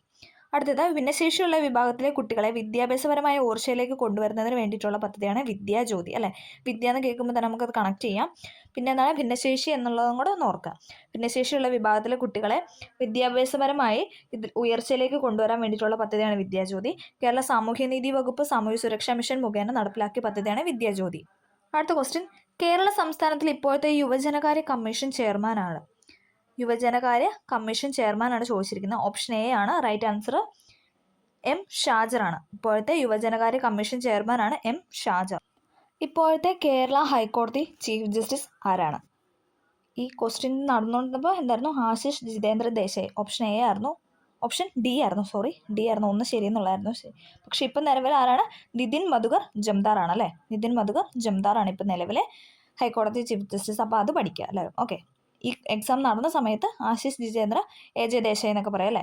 അദ്ദേഹമായിരുന്നു. അപ്പോൾ അതിൻ്റെ ഉത്തരം എന്ന് പറയുന്നത് ഡി 1 ശരിയെന്നുള്ളതാണ്. അടുത്ത ക്വസ്റ്റ്യൻ. കേന്ദ്ര കാലാവസ്ഥാ വകുപ്പിൻ്റെ മഴ മുന്നറിയിപ്പിനെ സംബന്ധിച്ച് ഏറ്റവും ശരിയായ പ്രസ്താവന. കേന്ദ്ര കാലാവസ്ഥാ വകുപ്പിൻ്റെ മഴ മുന്നറിയിപ്പിനെ സംബന്ധിച്ച് ഏറ്റവും ശരിയായ പ്രസ്താവനയാണ് അടുത്ത സ്റ്റേറ്റ്മെൻറ്റ്. നമുക്ക് നോക്കാം. സി ആണ് റൈറ്റ് ആൻസർ. 1ഉം 3ഉം ശരി. 1ഉം 3ഉം ശരി. വെള്ള നിറം മുന്നറിയിപ്പില്ല എന്നും മഴയില്ല എന്നും സൂചിപ്പിക്കുന്നത്. അപ്പോൾ വെള്ള നിറം എന്ന് പറയുന്നത് എന്താണ്? മുന്നറിയിപ്പൊന്നും ഇല്ല അല്ലേ? അതേപോലെ തന്നെ എന്താണ്? മഴയില്ല എന്ന് സൂചിപ്പിക്കുന്ന കളറാണ് എന്താണ്? വൈറ്റ് അഥവാ വെള്ള എന്ന് പറയുന്നത്. അടുത്ത മഞ്ഞ. നിരീക്ഷിക്കുക, മുന്നറിയിപ്പ് പുതുക്കിക്കൊണ്ടിരിക്കുക, ശക്തമായ മഴ ഉണ്ടാകുമെന്ന് സൂചിപ്പിക്കുന്നു. മഴ വരാൻ പോകുമെന്ന് സൂചിപ്പിച്ചുകൊണ്ട് വരുന്ന ഒരു കളറാണ് എന്താണ്? മഞ്ഞ നിറം എന്ന് പറയുന്നത്. അപ്പോൾ നമ്മൾ കൂടുതൽ നിരീക്ഷിച്ചുകൊണ്ടിരിക്കുക. അതോടൊപ്പം തന്നെയാണ് മുന്നറിയിപ്പ് പുതുക്കിക്കൊണ്ടിരിക്കും. അപ്പോൾ അതിനനുസരിച്ച് നമ്മളതിനെ നിരീക്ഷിക്കുക എന്നതാണ് മഞ്ഞ നിറം എന്നതുകൊണ്ട് ഉദ്ദേശിക്കുന്നത്. വെള്ള നിറമാണെങ്കിൽ എന്താണ്? മുന്നറിയിപ്പില്ല എന്നും മഴയില്ല എന്നുമാണ് സൂചിപ്പിക്കുന്നത്. അടുത്ത ക്വസ്റ്റ്യൻ. പേശികളെ അസ്ഥിയുമായി ബന്ധിപ്പിക്കുന്ന യോജക കലയാണ് ചോദിച്ചിരിക്കുന്നത്. പേശികളെ അസ്ഥിയുമായി ബന്ധിപ്പിക്കുന്ന യോജക കലയാണ് ടെൻഡേൻ. ടെൻഡേനാണ് പേശികളെ അസ്ഥിയുമായി ബന്ധിപ്പിക്കുന്ന യോജകല. നമ്മൾ ബയോളജിക്കൽ ക്ലാസ്സിലൊക്കെ പറഞ്ഞാണല്ലേ. അടുത്ത ക്വസ്റ്റ്യൻ. ജൈവ വൈവിധ്യ സംരക്ഷണാർത്ഥം പൊതുജന പങ്കാളിത്തത്തോടെ നടപ്പിലാക്കുന്ന സംരക്ഷണ സംവിധാനമാണ് ഡാഷ്. നമുക്ക് നോക്കാം. കമ്മ്യൂണിറ്റി റിസർവ് ആണ് അല്ലേ? ഓപ്ഷൻ സി കമ്മ്യൂണിറ്റി റിസർവ് ആണ്. ജൈവ വൈവിധ്യ സംരക്ഷണാർത്ഥം പൊതുജന പങ്കാളിത്തത്തോടെ നടപ്പിലാക്കുന്ന സംരക്ഷണ സംവിധാനം. ഇത് നമ്മൾ ബയോളജിയുടെ ക്ലാസ്സിൽ പറഞ്ഞാണല്ലേ. ജൈവ വൈവിധ്യ സംരക്ഷണാർത്ഥം പൊതുജന പങ്കാളിത്തത്തോടെ നടപ്പിലാക്കുന്ന സംരക്ഷണ സംവിധാനമാണ് കമ്മ്യൂണിറ്റി റിസർവുകൾ. അടുത്ത ക്വസ്റ്റ്യൻ. ദ്രാവക അവസ്ഥയിലുള്ള യോജക കലയ്ക്ക് ഉദാഹരണം ഏത്? ഓപ്ഷൻ ഡി ബ്ലഡ് ആണ് അല്ലേ? രക്തമാണ് ഇതെന്ന് പറഞ്ഞാൽ ദ്രാവക അവസ്ഥയിലുള്ള അല്ലേ? രക്തം എന്ന് പറയുന്നത് എന്താണ്? ദ്രാവകാവസ്ഥയിലാണ്. യോജക കല കൂടിയാണ് ഇതെന്ന് പറയുന്നത് രക്തം എന്ന് പറയുന്നത്. അതും നമ്മുടെ SCERT ഫാക്ടറികളാണ്. അപ്പോൾ ഈ ചോദിച്ച ക്വസ്റ്റ്യൻസ് ഒക്കെ എന്താണ് SCERTയിൽ ഉള്ളത് തന്നെയാണ്. അതുകൊണ്ട് SCERT കൂടുതൽ നമ്മൾ ഫോക്കസ് ചെയ്ത് പഠിക്കുക. നമ്മൾ ഇമ്പോർട്ടൻ്റ് ആയ എല്ലാ ചാപ്റ്റേഴ്സ് അപ്ലോഡ് ചെയ്യുന്നുണ്ട്. ഇനിയും കുറച്ചും കൂടെ അപ്ലോഡ് ചെയ്യാനുണ്ട്. അതും വരുന്ന ക്ലാസ്സിലൊക്കെ അപ്ലോഡ് ചെയ്യുന്നതായിരിക്കും. അപ്പോൾ എല്ലാവരും അതുകൂടെ ഒന്ന് കണ്ട് നോക്കി പഠിക്കാനായിട്ട് ശ്രമിക്കുക. ദ്രാവകാവസ്ഥയിലുള്ള ഒരു യോജകലയ്ക്ക് ഉദാഹരണമാണ് എന്ന് പറഞ്ഞാൽ രക്തം എന്ന് പറയുന്നത്. അടുത്ത ക്വസ്റ്റ്യൻ, മനുഷ്യ ശരീരത്തിൽ ഉപാപചയ പ്രവർത്തനങ്ങളുടെ ഫലമായി ഉണ്ടാകുന്ന വിഷവസ്തുവായ അമോണിയെ വിഷാംശം കുറഞ്ഞ യൂറിയയാക്കി മാറ്റുന്ന അവയവം ഏതാണെന്നാണ് ചോദിച്ചിരിക്കുന്നത്. ഓപ്ഷൻ ബി കരളാണ് അല്ലേ. നമുക്കറിയാം അമോണിയ എന്താണ്? യൂറിയയാക്കി മാറ്റുന്ന അവയവമാണ് കരൾ എന്ന് പറയുന്നത്. മനുഷ്യ ശരീരത്തിൽ ഉപാപചയ പ്രവർത്തനങ്ങളുടെ ഫലമായി ഉണ്ടാകുന്ന വിഷവസ്തുവായ അമോണിയെ വിഷാംശം കുറഞ്ഞ യൂറിയയാക്കി മാറ്റുന്ന അവയവമാണ് കരൾ എന്ന് പറയുന്നത്. അടുത്ത ക്വസ്റ്റ്യൻ, മുതിർന്ന വ്യക്തികളിൽ സൊമാറ്റോട്രോപ്പിന്റെ അമിത ഉൽപാദനം മൂലമുണ്ടാകുന്ന അവസ്ഥ ഏത്? മുതിർന്ന വ്യക്തികളിൽ സൊമാറ്റോട്രോപ്പിന്റെ അമിത ഉൽപാദനം മൂലമുണ്ടാകുന്ന അവസ്ഥയാണ് അക്രോമെഗാലി. ഓപ്ഷൻ സി അക്രോമെഗാലിയാണ് ആൻസർ എന്ന് പറയുന്നത്. മുതിർന്ന വ്യക്തികളിൽ സൊമാറ്റോട്രോപ്പിന്റെ അമിത ഉൽപാദനം മൂലമുണ്ടാകുന്ന അവസ്ഥയാണ് അക്രോമെഗാലി. ഇതും SCERTയിൽ ഉള്ളതാണ്. ഉമിനീരിൽ അടങ്ങിയിരിക്കുന്ന ഏത് രാസാഗ്നിയാണ് ഭക്ഷണത്തിലുള്ള സൂക്ഷ്മ രോഗാണുക്കളെ നശിപ്പിക്കുന്നത്? ഓപ്ഷൻ എ ലൈസോസൈമാണ്. ലൈസോസൈമാണ് ആൻസർ എന്ന് പറയുന്നത്. ലൈസോസൈം. ഓക്കെ. അല്ലേ, നമ്മൾ ഫുഡൊക്കെ കഴിക്കുമ്പോൾ എന്താണ്, നമ്മൾ ചവച്ചരച്ച് കഴിക്കുന്നുണ്ട്. അപ്പോൾ നമ്മുടെ ഉമിനീരുമായിട്ട് അത് അല്ലേ ഫുഡ് ഇങ്ങനെ ഇതാവും. അപ്പോൾ എന്താണ്, നമ്മുടെ ഫുഡിനകത്ത് എന്തെങ്കിലും വിഷങ്ങളോ അല്ലെങ്കിൽ എന്തെങ്കിലും രോഗാണുക്കളൊക്കെ ഉണ്ടെങ്കിൽ അതിനെ നശിപ്പിക്കുന്നവരാണ് ലൈസോസൈമാണ്. അപ്പോൾ ഓപ്ഷൻ എ ആണ് ആൻസർ എന്ന് പറയുന്നത്. അടുത്ത ക്വസ്റ്റ്യൻ, പ്രമേഹം ബാധിച്ച കുട്ടികൾക്ക് സൗജന്യ ചികിത്സ നൽകുന്നതിന് കേരള ആരോഗ്യ വകുപ്പ് രൂപീകരിച്ച പദ്ധതിയാണ്. നമുക്കറിയാം മിഠായി അല്ലേ. നമ്മൾ പ്രമേഹം എന്ന് പറയുമ്പോൾ തന്നെ നമുക്കറിയാം ഷുഗർ അല്ലേ, നമുക്ക് എന്താ പഞ്ചസാര അങ്ങനെയൊക്കെ ഒന്ന് കണക്ട് ചെയ്യാം. മധുരമുള്ളതൊന്നും കണക്ട് ചെയ്ത് മിഠായി ആയിട്ടല്ലേ, കുട്ടികൾക്ക് മിഠായിയൊക്കെ ഭയങ്കര ഇഷ്ടമാണെന്നുള്ള രീതിയിലൊക്കെ കണക്ട് ചെയ്ത് പഠിക്കാം. പ്രമേഹം ബാധിച്ച കുട്ടികൾക്ക് സൗജന്യ ചികിത്സ നൽകുന്നതിന് കേരള ആരോഗ്യ വകുപ്പ് രൂപീകരിച്ച പദ്ധതിയാണ് എന്ന് പറയുന്നത് മിഠായി. 40ന്റെ ഉത്തരം ഓപ്ഷൻ ബി ആണ് മിഠായി. ഓക്കെ. അടുത്ത ക്വസ്റ്റ്യൻ, 2024 ലോക പരിസ്ഥിതി ദിന ആഗോള ആഘോഷങ്ങൾക്ക് ആതിഥേയത്വം വഹിച്ച രാജ്യം ഏതാണ്? ഇത് റിപ്പീറ്റ് ചെയ്ത് ചോദിച്ച ക്വസ്റ്റൻ അല്ലേ. ഇതേ ക്വസ്റ്റൻ ഇതിൽ അല്ല നമ്മൾ ആദ്യം പറഞ്ഞായിരുന്നു. സൗദി അറേബ്യയാണ് ആൻസർ എന്ന് പറയുന്നത്. 2024 ലോക പരിസ്ഥിതി ദിന ആഗോള ആഘോഷങ്ങൾക്ക് ആതിഥേയത്വം വഹിച്ച രാജ്യമാണ് സൗദി അറേബ്യ. അടുത്ത ക്വസ്റ്റ്യൻ, 1 മീറ്റർ ഉയരത്തിലുള്ള മേശപ്പുറത്ത് സ്ഥിതി ചെയ്യുന്ന 0.2 കിലോഗ്രാം മാസുള്ള ഒരു ബോക്സിൻ്റെ സ്ഥിതികോർഷം എത്രയായിരിക്കുമെന്നാണ് ക്വസ്റ്റ്യൻ. 1 മീറ്റർ ഉയരത്തിലുള്ള മേശപ്പുറത്ത് സ്ഥിതി ചെയ്യുന്ന 0.2 കിലോഗ്രാം മാസുള്ള ഒരു ബോക്സിൻ്റെ സ്ഥിതികോർഷം എത്രയായിരിക്കുമെന്നാണ് ചോദിച്ചിരിക്കുന്നത്. ഉത്തരം എന്ന് പറയുന്നത് സി ആണ്. 2 ജൂളാണ് ആൻസർ എന്ന് പറയുന്നത്. 2 ജൂൾ. അടുത്ത ക്വസ്റ്റ്യൻ, നക്ഷത്രങ്ങൾ മിന്നിത്തിളങ്ങുന്നതിന് കാരണമായ പ്രകാശ പ്രതിഭാസം ഏതാണ്? ഓപ്ഷൻ ഡി ആണ് അപവർത്തനം. നക്ഷത്രങ്ങൾ മിന്നിത്തിളങ്ങുന്നതിന് കാരണമായ പ്രകാശ പ്രതിഭാസമാണ് അപവർത്തനം. നക്ഷത്രങ്ങൾ ഇത് റിപ്പീറ്റ് ചെയ്ത് ചോദിച്ചാണ്. ഇതും SCERT ഫാക്ട് തന്നെയാണ് കേട്ടോ. നക്ഷത്രങ്ങൾ മിന്നിത്തിളങ്ങുന്നതിന് കാരണമായ പ്രകാശ പ്രതിഭാസമാണ് അപവർത്തനം. അടുത്ത ക്വസ്റ്റ്യൻ, ഫാരൻഹീറ്റ് സ്കെയിലിൽ 32 ഡിഗ്രി ഫാരൻഹീറ്റ് താപനിലയ്ക്ക് തുല്യമായ സെൽഷ്യസ് സ്കെയിലിലെ താപനില. 32 ഡിഗ്രി ഫാരൻഹീറ്റ് നമ്മൾ സെൽഷ്യസ് സ്കെയിലിലോട്ട് മാറ്റുന്ന അളവാണ് ഇവിടെ ചോദിച്ചിരിക്കുന്നത്. 0 ഡിഗ്രി സെൽഷ്യസ് ആണ്. 32 ഡിഗ്രി ഫാരൻഹീറ്റ് അതിന് തുല്യമായ സെൽഷ്യസ് സ്കെയിലിലെ താപനില എന്ന് പറയുന്നത് 0 ഡിഗ്രി സെൽഷ്യസ് ആണ്. അടുത്ത ക്വസ്റ്റ്യൻ, ഇന്ത്യ ദേശീയ ബഹിരാകാശ ദിനമായി പ്രഖ്യാപിക്കപ്പെട്ട തീയതി. നമുക്കറിയാലേ ഇത് അന്ന് തൊട്ടേ നമുക്കിങ്ങനെ റിപ്പീറ്റ് ചെയ്തല്ലേ ചോദിച്ചുകൊണ്ടിരിക്കുന്ന. ചന്ദ്രയാൻ 3 ഇറങ്ങിയപ്പോൾ തൊട്ട് റിപ്പീറ്റ് ചെയ്ത് ചോദിച്ചുകൊണ്ടിരിക്കുന്ന ഒരു ക്വസ്റ്റൻ ആണ് ഇതെന്ന് പറയുന്നത്. അതുകൊണ്ട് എല്ലാവരും ഇത് പഠിച്ചു വയ്ക്കാനായിട്ട് ശ്രമിക്കുക. ഓഗസ്റ്റ് 23 അല്ലേ ഇന്ത്യയിലെ ദേശീയ ബഹിരാകാശ ദിനമായിട്ട് പ്രഖ്യാപിക്കപ്പെട്ട തീയതിയാണ് ഇതെന്ന് പറയുന്നത് ഓഗസ്റ്റ് 23. അടുത്തത്, സൂര്യനെയും ബാഹ്യവലയങ്ങളെയും കുറിച്ച് പഠിക്കാൻ ISRO തയ്യാറാക്കുന്ന ദൗത്യത്തിൻ്റെ പേരെന്താണെന്നാണ് ചോദിച്ചിരിക്കുന്നത്. 46ാമത്തെ ക്വസ്റ്റ്യൻ നമുക്കറിയാലേ. ഇതും ഇപ്പോൾ കറണ്ട് അഫെയർ ആയിട്ടുള്ള ലേറ്റസ്റ്റ് ഉള്ള കാര്യമായതുകൊണ്ട് തന്നെ നമുക്കറിയാം. ഓപ്ഷൻ സി ആണ് ആദിത്യ L1 അല്ലേ. സൂര്യനെയും ബാഹ്യവലയങ്ങളെയും കുറിച്ച് പഠിക്കാൻ ISRO തയ്യാറാക്കുന്ന ദൗത്യത്തിൻ്റെ പേരാണ് ആദിത്യ L1. അടുത്ത ക്വസ്റ്റ്യൻ, രാജദ്രാവകം അഥവാ അക്വാറീജിയ എന്നാൽ എന്താണെന്നാണ് ചോദിച്ചിരിക്കുന്നത്. ഇപ്പോൾ റിപ്പീറ്റ് ചെയ്ത് ഈ അക്വാറീജിയ ആയിട്ടുള്ള ക്വസ്റ്റ്യൻസും ഇപ്പോൾ കാണുന്നുണ്ട്. ഇതും എന്താണ് നമ്മുടെ SCERT ഫാക്ടിൽ തന്നെയുള്ള കാര്യമാണ്. അത് തന്നെയാണ് ഇപ്പോൾ ഇങ്ങനെ റിപ്പീറ്റ് ചെയ്ത് ചോദിക്കുന്നത്. അതുകൊണ്ട് കൂടുതലും എല്ലാവരും SCERT ഫോക്കസ് ചെയ്ത് പഠിക്കാനായിട്ട് ശ്രമിക്കുക. അതിനകത്ത് ഓരോ സെൻറ്റൻസുമാണ് നമുക്കിങ്ങനെ സ്റ്റേറ്റ്മെൻ്റ് ആയിട്ട് തരുന്നത്. നൈട്രിക് ആസിഡ് ഹൈഡ്രോക്ലോറിക് ആസിഡ് 1:3 എന്ന അനുപാതമാണ് ശരി എന്നുള്ള ഓപ്ഷൻ എ ആണ്. അക്വാറീജിയ എന്നാൽ എന്താണെന്ന് വെച്ചാൽ nitric acid hydrochloric acid. Nitric acid എന്താണ് 1, ദെൻ ഹൈഡ്രോക്ലോറിക് ആസിഡ് 3. 1:3 എന്ന അംശബന്ധമാണ് അക്വാറീജിയ എന്ന് പറയുന്നത്.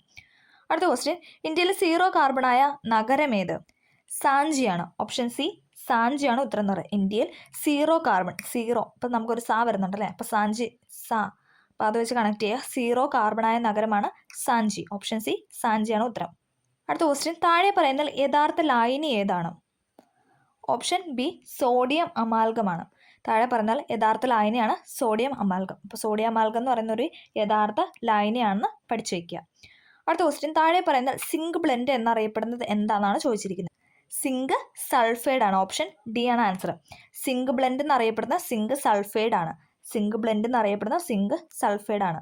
സിങ്ക് ബ്ലെൻഡ് എന്നറിയപ്പെടുന്ന സിങ്ക് സൾഫൈഡ് ആണ്. അടുത്ത ക്വസ്റ്റ്യൻ, 2023 രസതന്ത്രത്തിനുള്ള നൊബേൽ സമ്മാനം താഴെ പറയുന്നതിൽ ഏത് വിഷയവുമായി ബന്ധപ്പെട്ടതാണ്? ഓപ്ഷൻ സി ക്വാണ്ടം ഡോട്ട്സ് ആണ്. ഓപ്ഷൻ സി ക്വാണ്ടം ഡോട്ട്സ് ആണ് 2023 രസതന്ത്രത്തിനുള്ള നൊബേൽ സമ്മാനം ബന്ധപ്പെട്ട വിഷയം എന്ന് പറയുന്നത് ക്വാണ്ടം ഡോട്ട്സ് ആണ്. അടുത്ത ക്വസ്റ്റ്യൻ, അപ്പുക്കിളി ഏത് കൃതിയിലെ കഥാപാത്രമാണ്? അപ്പുക്കിളി എന്ന് പറയുന്നത് ഏത് കൃതിയിലെ കഥാപാത്രമാണ്? ഖസാക്കിൻ്റെ ഇതിഹാസം ഈ കൃതിയിലാണ് ഇതെന്ന് പറഞ്ഞാൽ അപ്പുക്കിളി എന്ന കഥാപാത്രം. ഖസാക്കിൻ്റെ ഇതിഹാസത്തിലെ ഒരു കഥാപാത്രമാണ് ആരെന്ന് പറയുന്നത് അപ്പുക്കിളി എന്ന് പറയുന്നത്. അടുത്ത ക്വസ്റ്റ്യൻ, കീലേരി കുഞ്ഞിക്കണ്ണൻ ഏത് രംഗത്താണ് പ്രശസ്തി നേടിയത്?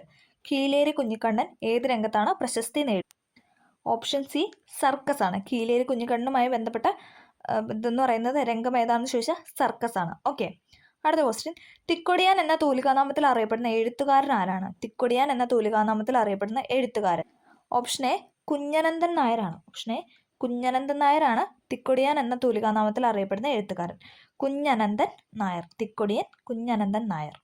അടുത്ത ഇവിടെ ഒരു കൃതിയിലെ വരികളാണ് കൊടുത്തിരിക്കുന്നത്. പാലിലെ വെണ്ണ പോൽ ബൈതാക്കി ചൊല്ലുന്നേൻ ഭാഗ്യമുള്ളോർ ഇതിനെ പഠിച്ചോവർ. എന്താണ്? പാലിലെ വെണ്ണ പോൽ ബൈതാക്കി ചൊല്ലുന്നേൻ ഭാഗ്യമുള്ളോർ ഇതിനെ പഠിച്ചോവർ.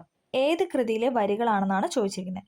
Option C മുഹീദ്ദീൻമാല. മുഹീദ്ദീൻമാലയിലെ വരികളാണ് പാലിലെ വെണ്ണ പോൽ ബൈതാക്കി ചൊല്ലുന്നേൻ ഭാഗ്യമുള്ളവർ ഇതിനെ പഠിച്ചവർ. ഇത് മുഹീദ്ദീൻമാലയിലെ വരികളാണ്. അടുത്ത ക്വസ്റ്റ്യൻ, ജ്ഞാനപീഠ പുരസ്കാരം നേടിയ എസ് കെ പൊറ്റക്കാടിൻ്റെ രചനയാണ് ചോദിച്ചിരിക്കുന്നത്. ഒരു ദേശത്തിൻ്റെ കഥ. എസ് കെ പൊറ്റക്കാടിൻ്റെ ഒരു രചനയാണ് ഇതെന്ന് പറയുന്ന ഒരു ദേശത്തിൻ്റെ കഥ. അതാണ് ജ്ഞാനപീഠ പുരസ്കാരം നേടിയ അദ്ദേഹത്തിൻ്റെ കൃതി ഒരു ദേശത്തിൻ്റെ കഥ. അടുത്ത ക്വസ്റ്റ്യൻ 2024 നോർവേ ചെസ് ചാമ്പ്യൻഷിപ്പിൽ മുൻ ലോക ചാമ്പ്യൻ മാഗ്നസ് കാൾസനെ പരാജയപ്പെടുത്തിയ ഇന്ത്യൻ താരത്തിൻ്റെ പേരാണ് ചോദിച്ചിരിക്കുന്നത്. R Praggnanandhaa. Option D R Praggnanandhaa. നമ്മളെല്ലാവരും കണ്ടതാണ് അല്ലേ. 2024 നോർവേ ചെസ് ചാമ്പ്യൻഷിപ്പിൽ മുൻ ലോക ചാമ്പ്യൻ മാഗ്നസ് കാൾസനെ പരാജയപ്പെടുത്തിയ ഇന്ത്യൻ താരമാണ് ആർ പ്രജ്ഞാനന്ദ. അടുത്ത ക്വസ്റ്റ്യൻ, മൺസൂർ ക്രോക്കസ് ബയോബ്ലിറ്റസ് 2024 പദ്ധതി നടപ്പിലാക്കുന്നത് ആരാന്നാണ് ചോദിച്ചിരിക്കുന്നത്. ഓപ്ഷൻ ഡി കേരള വനഗവേഷണ കേന്ദ്രമാണ്. മൺസൂർ ക്രോക്കസ് ബയോബ്ലിറ്റസ് 2024 പദ്ധതി നടപ്പിലാക്കുന്നത് ആര്? കേരള വനഗവേഷണ കേന്ദ്രമാണ്. ഓക്കെ, ഒരു റെയർ ആയിട്ടുള്ള ക്വസ്റ്റ്യൻ അല്ലേ. ഓക്കെ. അടുത്തത്, byte, kilo byte, megabyte, dash, terabyte. ഇതിൽ വിട്ടുപോയത് പൂരിപ്പിക്കാനാണ് പറഞ്ഞത്. ഓപ്ഷൻ ബി ആണ് ജിഗാബൈറ്റ് അല്ലേ. ജിഗാബൈറ്റ് അഥവാ ഗിഗാബൈറ്റ് എന്നൊക്കെ പറയും. ഓപ്ഷൻ ബി ആണ് ആൻസർ എന്ന് പറഞ്ഞാൽ. Byte, then kilo byte, then megabyte അല്ലേ. KB, MB, GB, then TB അല്ലേ. അപ്പോൾ നമുക്ക് ഫോണൊക്കെ യൂസ് ചെയ്യുന്നത് നമുക്ക് കൂടുതൽ അത് ഫെമിലിയർ ആണ്. ബൈറ്റ്, ദെൻ നമ്മൾ KB എന്നൊക്കെ പറയും. കിലോ ബൈറ്റ്, മെഗാബൈറ്റ് MB എന്ന് പറയും. പിന്നെ ഗിഗാബൈറ്റ് അഥവാ ജിഗാബൈറ്റ് GB എന്ന് പറയും. ദെൻ ടെറാബൈറ്റ് TB എന്ന് പറയും. ഓക്കെ. അടുത്ത ക്വസ്റ്റ്യൻ, അടുത്തൊരു സ്റ്റേറ്റ്മെൻ്റ് ആണ്. തന്നിരിക്കുന്ന സോഫ്റ്റ്വെയറും അതുണ്ടാക്കിയ കമ്പനിയും ശ്രദ്ധിക്കുക. അപ്പം അതിൽ ശരിയായിട്ടുള്ളതാണ് ചോദിച്ചിരിക്കുന്നത്. സ്റ്റേറ്റ്മെൻറ്റ് എന്ന് പറയുന്നത് ഡി ആണ്. ഓപ്ഷൻ ഡി ആണ് ശരിയെന്നാണ്. 1, 3, 4. 1, 3, 4 സോറി 1, 3, 4. ഓക്കെ. എഡ്ജ് എന്ന് പറയുന്നത് Microsoft. Mac operating system MAC എന്നൊക്കെ പറയാം അല്ലേ. അതെന്ന് പറയുന്നത് ആപ്പിൾ അല്ലേ. നമുക്കറിയാം iOSൻ്റെ, അതായത് ആപ്പിളിൻ്റെയാണ് മാക് എന്ന് പറയുന്നത്. ദെൻ ആൻഡ്രോയിഡ് ഗൂഗിൾ, നമുക്കറിയാം അല്ലേ. ആൻഡ്രോയിഡ് ഗൂഗിൾ, ആപ്പിൾ മാക്, അത് രണ്ടും കണക്ട് ചെയ്യാം. ദെൻ മൈക്രോസോഫ്റ്റിൻ്റെ ആണ് എഡ്ജ് എന്ന് പറയുന്നത്. ഓക്കെ. ഈ 3 സ്റ്റേറ്റ്മെൻറ്റാണ് ശരിയെന്നാണ്. 1, 3, 4. Edge Microsoft, Mac operating system Apple, Android Google. അടുത്ത ക്വസ്റ്റ്യൻ, കൂട്ടത്തിൽ ചേരാത്തതാണ് ചോദിച്ചിരിക്കുന്നത്. ലാൻ, വാൻ, ക്യാൻ, മാൻ. ഇത് നമുക്കറിയാനത് ക്യാൻ ആണല്ലേ കൂട്ടത്തിൽ ചേരാത്തത്. ബാക്കിയെല്ലാം LAN, local area network, wide area network, metropolitan area network അല്ലേ. ലാൻ, മാൻ, വാൻ എന്നൊക്കെ പറയുന്നത്. ക്യാൻ എന്ന് പറയുന്നതാണ് കൂട്ടത്തിൽ ചേരാത്തത്. അടുത്ത ക്വസ്റ്റ്യൻ, താഴെ പറയുന്നതിൽ മെറ്റ എന്ന കമ്പനിയുമായി ബന്ധമില്ലാത്ത സോഷ്യൽ മീഡിയ പ്ലാറ്റ്ഫോം. നമുക്കറിയാം ഇൻസ്റ്റഗ്രാം, ഫേസ്ബുക്ക്, വാട്സപ്പ് ഇതൊക്കെ ഓപ്പൺ ചെയ്യുമ്പോൾ അല്ലേ അവിടെ ഇങ്ങനെ മെറ്റാന്ന് ഇങ്ങനെ എഴുതി കാണിക്കാറ്. നോർമലി നമ്മൾ യൂസ് ചെയ്യുന്നതുകൊണ്ട് നമുക്കത് കാണാം അല്ലേ, നമുക്ക് ഫെമിലിയർ ആണല്ലേ. അപ്പോൾ അതിനകത്ത് ഇല്ലാത്തതെന്ന് പറഞ്ഞ ഓപ്ഷൻ ബി ആണ്. ടെലഗ്രാം ആണ് ഇല്ലാത്തത്. ഇൻസ്റ്റഗ്രാം, ഫേസ്ബുക്ക്, വാട്സപ്പ് ഒക്കെ എന്താണ് മെറ്റയുമായി ബന്ധപ്പെട്ട കമ്പനിയാണ്. അടുത്തത് നോക്കാം. ഡീപ്പ് ഫേക്ക് എന്നാൽ എന്താണ്? ഓപ്ഷൻ ബി ആണ് വ്യാജ ചിത്രങ്ങൾ, വീഡിയോ എന്നിവ നിർമ്മിക്കാൻ AI ഉപയോഗിക്കുന്നതിനാണ് ഡീപ്പ് ഫേക്ക് എന്ന് പറയുന്നത്. എന്താണ്? വ്യാജ ചിത്രങ്ങൾ, പിന്നെന്താണ് വീഡിയോ, ഇതൊക്കെ നിർമ്മിക്കാൻ വേണ്ടി നമ്മൾ ആർട്ടിഫിഷ്യൽ ഇൻ്റലിജൻസ് അല്ലേ AI ഉപയോഗിക്കുന്നതാണ് എന്തെന്നാണ് ഡീപ്പ് ഫേക്ക് എന്ന് പറയുന്നത്. അടുത്ത ക്വസ്റ്റ്യൻ, വിവരാവകാശ നിയമം 2005 പ്രകാരം സംസ്ഥാന ചീഫ് ഇൻഫർമേഷൻ കമ്മീഷണറെ നിയമിക്കുന്നത് ആരാന്നാണ് ചോദിച്ചിരിക്കുന്നത്. നമുക്കറിയാം എന്താണ് വിവരാവകാശ കമ്മീഷണറൊക്കെ നിയമിക്കുന്ന ആരാണ്? ഗവർണറാണ് അല്ലേ. അതേസമയം കേന്ദ്രത്തിലാണെങ്കിൽ ആരാണ്? പ്രസിഡൻ്റാണ്. രണ്ടും സ്റ്റേറ്റ്മെൻറ്റിലുണ്ടാവും. അപ്പോൾ നമ്മുടെ സംസ്ഥാനങ്ങളിൽ നിന്ന് ഓർക്കുമ്പോൾ അതെപ്പോഴും ഗവർണർ ആയിരിക്കും. കേന്ദ്രം എന്ന് ഓർക്കുമ്പോൾ നമ്മൾ പ്രസിഡന്റിനെ കണക്ട് ചെയ്യുക. അപ്പോൾ ഓപ്ഷൻ ബി ആണ് റൈറ്റ് ആൻസർ. വിവരാവകാശ നിയമം 2005 പ്രകാരം സംസ്ഥാന ചീഫ് ഇൻഫർമേഷൻ കമ്മീഷണറെ നിയമിക്കുന്നത് സംസ്ഥാനത്തിലെ ഗവർണറാണ്. Option B. അടുത്ത ക്വസ്റ്റ്യൻ, ഉപഭോക്തൃ സംരക്ഷണ നിയമം 2019 പ്രകാരം ഉപഭോക്തൃ സംരക്ഷണയുടെ നിർവചനത്തിൽ ഉൾപ്പെടാത്ത സേവനമാണ് ചോദിച്ചിരിക്കുന്നത്. നിസ്വാർത്ഥ സേവനം, ഗതാഗതം, വാർത്താ വിതരണം, ഇൻഷുറൻസ്. 4 പോയിന്റ് തന്നിട്ടുണ്ട്. ഇതിൽ ആൻസർ എന്ന് പറയുന്നത് നിസ്വാർത്ഥ സേവനങ്ങളാണ്. നിർവചനത്തിൽ ഉൾപ്പെടാത്ത കാര്യമാണ് ചോദിച്ചിരിക്കുന്നത്. ഉൾപ്പെടുത്താത്ത സേവനമാണ് ചോദിച്ചിരിക്കുന്നത്, നിസ്വാർത്ഥ സേവനങ്ങൾ. അടുത്ത ക്വസ്റ്റ്യൻ, ഇവയിൽ ഏതാണ് പട്ടികവർഗ്ഗക്കാർക്കുള്ള ദേശീയ കമ്മീഷന്റെ പ്രവർത്തനം അല്ലാത്തതാണ് ചോദിച്ചിരിക്കുന്നത്? പ്രവർത്തനം അല്ലാത്തതാണ് ചോദിച്ചിരിക്കുന്നത്. സി ആണ് പ്രവർത്തനം അല്ലാത്ത. അപ്പം നമുക്ക് ഏതൊക്കെയാണെന്നുള്ളത് നോക്കാം അല്ലേ. അതാണല്ലോ നമുക്ക് പഠിക്കേണ്ടത്. ഭരണഘടനാ പ്രകാരം പട്ടികവർഗ്ഗക്കാർക്കായി നൽകിയിട്ടുള്ള സുരക്ഷാ സംവിധാനങ്ങളുമായി ബന്ധപ്പെട്ട കാര്യങ്ങൾ അന്വേഷിക്കുകയും നിരീക്ഷിക്കുകയും ചെയ്യുക എന്നതാണ് എന്ന് പറഞ്ഞാൽ ദേശീയ പട്ടികവർഗ കമ്മീഷന്റെ പ്രവർത്തനത്തിൽ ഒന്നാമതായിട്ട് ഉൾപ്പെടുന്നത്. പട്ടികവർഗ്ഗക്കാരുടെ അവകാശങ്ങളും സംരക്ഷണവും സംബന്ധിച്ച നിർദ്ദിഷ്ട പരാതികൾ അന്വേഷിക്കുന്ന ആരാണ്? ദേശീയ പട്ടികവർഗ കമ്മീഷനാണ്. പട്ടികവർഗ്ഗക്കാരുടെ സാമൂഹിക സാമ്പത്തിക വികസനവുമായി ബന്ധപ്പെട്ട ആസൂത്രണ പ്രക്രിയയിൽ പങ്കെടുക്കുകയും അതിനുള്ള ഉപദേശം നൽകുകയും ചെയ്യുന്നത് ദേശീയ പട്ടികവർഗ കമ്മീഷനാണ്. 3 സ്റ്റേറ്റ്മെന്റ് ഇതിൽ ശരിയാണ്, പക്ഷെ ചോദിച്ചിരിക്കുന്ന തെറ്റായിട്ടുള്ളതുകൊണ്ട് ഓപ്ഷൻ സി ആണ് റൈറ്റ് ആൻസർ. നമുക്കൊന്നും കൂടെ പറയാം. ഭരണഘടനാ പ്രകാരം പട്ടികവർഗ്ഗക്കാർക്കായി നൽകിയിട്ടുള്ള സുരക്ഷാ സംവിധാനങ്ങളുമായി ബന്ധപ്പെട്ട കാര്യങ്ങൾ അന്വേഷിക്കുകയും നിരീക്ഷിക്കുകയും ചെയ്യുക. പട്ടികവർഗ്ഗക്കാരുടെ അവകാശങ്ങളും സംരക്ഷണവും സംബന്ധിച്ച നിർദ്ദിഷ്ട പരാതികൾ അന്വേഷിക്കുക അല്ലെ. അന്വേഷിക്കാൻ മാത്രമേ റൈറ്റ് ഉള്ളൂ. അതേപോലെ തന്നെ ഉപദേശങ്ങളൊക്കെ നൽകുക, പിന്നെ അതിൽ കാര്യങ്ങളൊക്കെ നിരീക്ഷിക്കാനൊക്കെയാണ് ഇവർക്ക് റൈറ്റ് ഉള്ളൂ. ഓക്കെ. അടുത്ത സ്റ്റേറ്റ്മെന്റ്, പട്ടികവർഗ്ഗക്കാരുടെ സാമൂഹിക സാമ്പത്തിക വികസനവുമായി ബന്ധപ്പെട്ട ആസൂത്രണ പ്രക്രിയയിൽ പങ്കെടുക്കുകയും ഉപദേശം നൽകുകയും ചെയ്യുക. ഈ 3 പോയിന്റ് എന്താണ്? ദേശീയ പട്ടികവർഗ കമ്മീഷനുമായി ബന്ധപ്പെട്ട കാര്യങ്ങളാണ്. ഓക്കെ. അടുത്ത ക്വസ്റ്റ്യൻ, ഗാർഹിക അതിക്രമത്തിന്റെ നിർവചനത്തിൽ വരുന്ന കാര്യങ്ങൾ ഏതൊക്കെയാണെന്നാണ് കൊടുത്തിരിക്കുന്നത്. നമുക്ക് നോക്കാം. മാനസികവും ശാരീരികവുമായി പരാതിക്കാരിയായ ആളിനെ ഉപദ്രവിക്കുക, സ്ത്രീധനം നേടുന്നതിന് പരാതിക്കാരുടെ ബന്ധുവിനെ ശല്യം ചെയ്യുക, സാമ്പത്തിക ചൂഷണം. ഈ 3 കാര്യങ്ങൾ എന്താണ്? ഗാർഹിക അതിക്രമ നിർവചനത്തിൽ ഉൾപ്പെടുന്നതാണ് അല്ലേ. അപ്പം ഓപ്ഷൻ ഡി, മുകളിൽ കൊടുത്തിരിക്കുന്ന എല്ലാം എന്ന് പറയുന്ന സ്റ്റേറ്റ്മെന്റ് ആണ് ശരി. ഗാർഹിക അതിക്രമത്തിന്റെ നിർവചനത്തിൽ പെടുന്നവയാണെന്നൊക്കെ മാനസികവും ശാരീരികവുമായ പരാതിക്കാരിയായ ആളിനെ ഉപദ്രവിക്കുക, സ്ത്രീധനം നേടുന്നതിന് പരാതിക്കാരുടെ ബന്ധുവിനെ ശല്യം ചെയ്യുക, സാമ്പത്തിക ചൂഷണം. ഇതൊക്കെ എന്താണ്? ഗാർഹിക അതിക്രമത്തിൽ പെടുന്ന കാര്യങ്ങളാണ്. അടുത്ത ക്വസ്റ്റ്യൻ, ലൈംഗിക അതിക്രമങ്ങളിൽ നിന്നും കുട്ടികളെ സംരക്ഷിക്കുന്ന നിയമം നിലവിൽ വന്ന വർഷം. ഇതിന് മുന്നത്തെ ക്വസ്റ്റ്യൻ എന്തായിരുന്നു? പോക്സോ ആക്ട് മേലെ 2012 തന്നെ പറഞ്ഞ് തന്നിട്ടുണ്ടായിരുന്നു. അപ്പോൾ അത് വെച്ചിട്ട് വേണമെങ്കിൽ നമുക്ക് കണക്ട് എഴുതാം. ഓപ്ഷൻ എ ആണ് റൈറ്റ് അല്ലേ. 2012 ആണ് ലൈംഗിക അതിക്രമങ്ങളിൽ നിന്നും കുട്ടികളെ സംരക്ഷിക്കുന്ന നിയമം അഥവാ പോക്സോ ആക്ട് നിലവിൽ വന്ന വർഷമാണ് 2012. അടുത്ത ക്വസ്റ്റ്യൻ, ദേശീയ മനുഷ്യാവകാശ കമ്മീഷന്റെ ചെയർമാൻ. ഈ ക്വസ്റ്റ്യൻ നടന്നപ്പം ജസ്റ്റിസ് അരുൺകുമാർ മിശ്ര ആയിരുന്നു. ഇപ്പോൾ ആൾ മാറിയിട്ടുണ്ടല്ലേ. ഇപ്പോൾ വി രാമസുബ്രഹ്മണ്യൻ ആയിട്ടുണ്ടല്ലേ. ജസ്റ്റിസ് അരുൺകുമാർ മിശ്ര മാറിയിട്ട് വി രാമസുബ്രഹ്മണ്യൻ ആയിട്ടുണ്ട്. അപ്പോൾ അതെന്ന് പറയുന്നതാണ് ഇപ്പോഴത്തെ ലേറ്റസ്റ്റ് ആയിട്ടുള്ള ആളെന്ന് പറയുന്നത്. ഓക്കെ. അടുത്ത ക്വസ്റ്റ്യൻ, ദേശീയ വനിതാ കമ്മീഷൻ ചെയർമാനാണ് ചോദിച്ചിരിക്കുന്നത്. നിലവിൽ രേഖ ശർമ്മയാണല്ലേ. ഓപ്ഷൻ എ ആണ് റൈറ്റ് ആൻസർ. ദേശീയ വനിതാ കമ്മീഷൻ ചെയർമാനാണ് രേഖ ശർമ്മ. ഇതിൽ തന്നിരിക്കുന്ന എല്ലാവരും എന്താണ്? ഇതിലെ നേരത്തെ ചെയർമാനൊക്കെ ആയിട്ടുള്ളവരാണ്. അപ്പം നിലവിൽ ആരാണെന്ന് ചോദിച്ചാൽ രേഖ ശർമ്മയാണ്. ദേശീയ വനിതാ കമ്മീഷൻ ചെയർമാനാണ് രേഖ ശർമ്മ. അപ്പം നമ്മളിവിടെ ഇന്ന് 70 ക്വസ്റ്റ്യൻസ് ആണ് ഡിസ്കസ് ചെയ്തത്. അപ്പോൾ എല്ലാവർക്കും ഈ വീഡിയോ ഹെൽപ്ഫുൾ ആയെന്ന് വിചാരിക്കുന്നു അല്ലേ. PYQയുടെ ഇമ്പോർട്ടൻസ് അറിയാലോ. വീണ്ടും റിപ്പീറ്റ് ചെയ്ത് ഒരുപാട് കാര്യങ്ങൾ നമുക്ക് ചോദിച്ച പല ക്വസ്റ്റ്യൻസ് നമ്മൾ ഈ ക്വസ്റ്റ്യൻ പേപ്പറിൽ കണ്ടു. അപ്പോൾ എല്ലാവർക്കും വീഡിയോ ഇഷ്ടമായി ഹെൽപ്ഫുൾ ആയെന്ന് വിചാരിക്കുന്നു. ഹെൽപ്ഫുൾ ആയെങ്കിൽ ലൈക്ക് ചെയ്ത് സപ്പോർട്ട് ചെയ്യുക, സബ്സ്ക്രൈബ് ചെയ്ത് സപ്പോർട്ട് ചെയ്യുക. അപ്പോൾ ഓക്കെ, താങ്ക് യു.